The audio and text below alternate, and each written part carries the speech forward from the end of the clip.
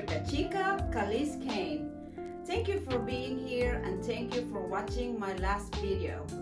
If you haven't watched it yet, please click the link in the description below to get it there. If you are new to my channel, please don't forget to like, leave a comment, and subscribe. And also, please hit the notification bell so that you will always be updated with my new videos. Today, we will learn how to make a kokedama using a sphagnum moss.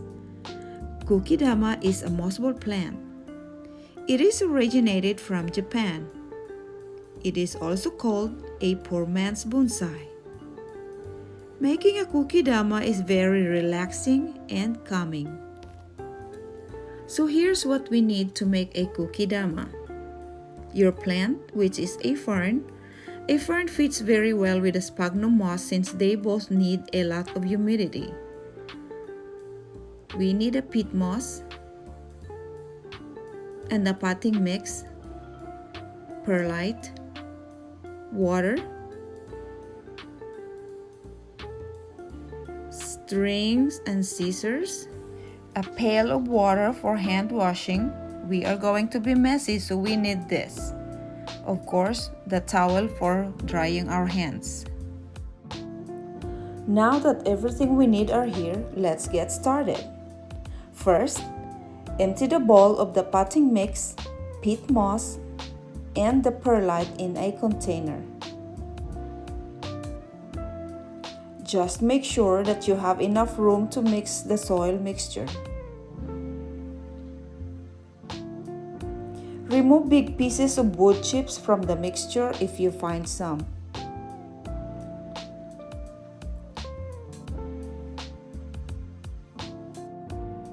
Next, pour water.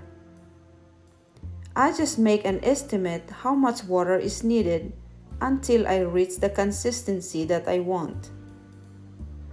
Consistency is just enough for it to form a ball.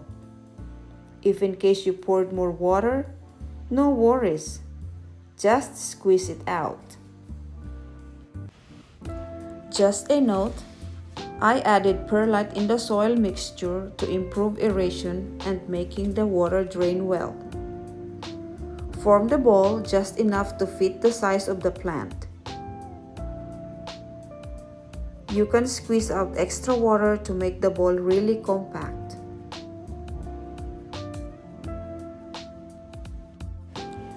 So after the messy part is done, wash and dry hands, then remove the plant from the nursery pot. So just kind of remove some of the soil from the roots and slightly loosen it.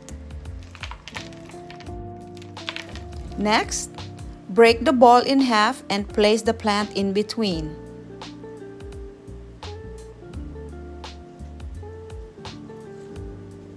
Readjust the soil according to your preference.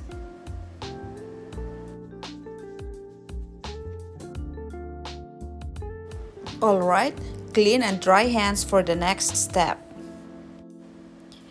So this is now the most exciting part in making the kokedama. Wrapping your moss ball with the sphagnum moss. Here we go, turn it upside down.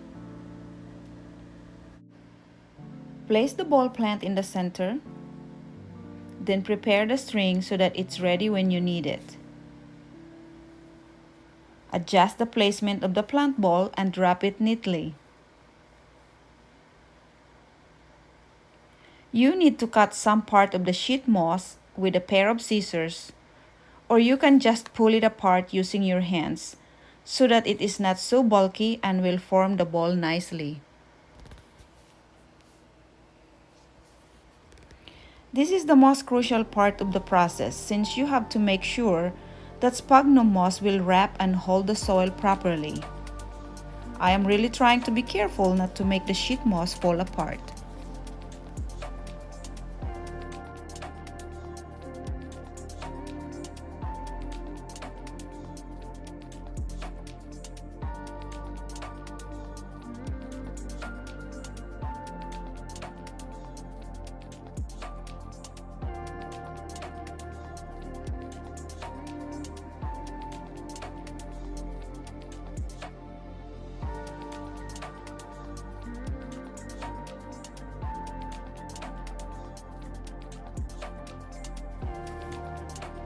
If in case the moss will pull apart, it's okay.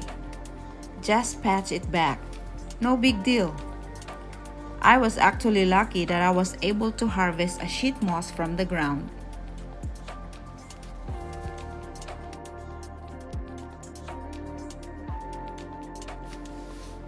Squeeze, squeeze, squeeze. Try to squeeze well. And now we are getting close to our beautiful Kokedama. Once you are satisfied with the form of the moss ball, grab the transparent string and start with the knot at the bottom of the ball. You can start anywhere. It's all up to you.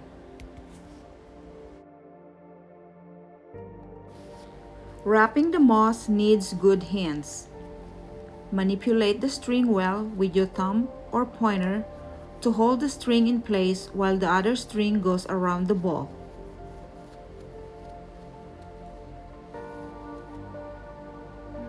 There is no particular pattern to follow while stringing, but make sure the moss are properly intact. Another point is to make sure not to lose the other end of the string. You might not notice you are already tying over it. While I'm working on the moss, be mindful that the purpose of Kokedama is to turn the plant into a bonsai. It stunts the growth of the plant. Just imagine the roots. They are confined inside the moss ball, so the roots have nowhere to go. Alright, continue wrapping around the ball tight enough to secure the moss. Go around as much as you can. Just a reminder guys, wearing gloves help for a better grip of the string without hurting your fingers. I intentionally not to wear one just for my demonstration. Guys, to keep the moss alive and green, mist it regularly to keep moist with a filtered water or a rainwater. Avoid using tap water because the chemicals in it will turn the moss into brown.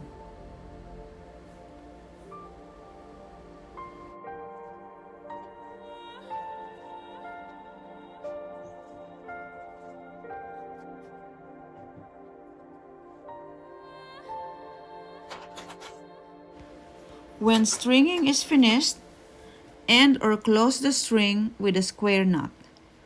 Actually, it's the same knot I used at the very start.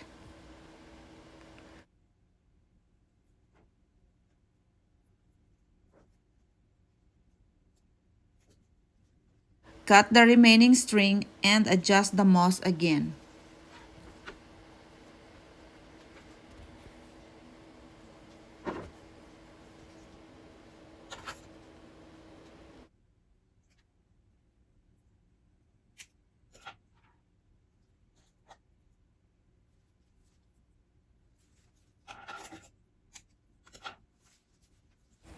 So kind of flatten the bottom of the ball so that it will stay upright properly.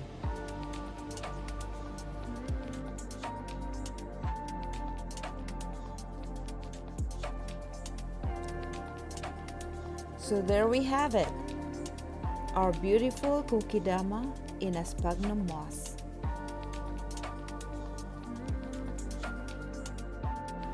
So we are now ready to display it on a decorative dish. You can use it as a centerpiece or hang it. You can make multiple Kokedamas to create a beautiful hanging garden.